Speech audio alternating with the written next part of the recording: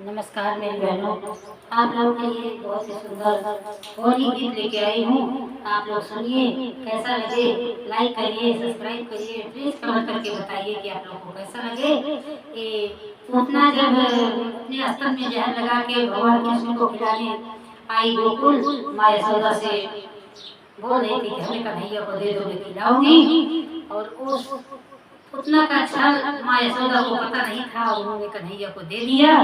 उसी पर ये होली गीत है, आप लोग सुनिए, कैसा लगे लाइक करिए, सब्सक्राइब करिए, प्लीज कमेंट करके बताइए।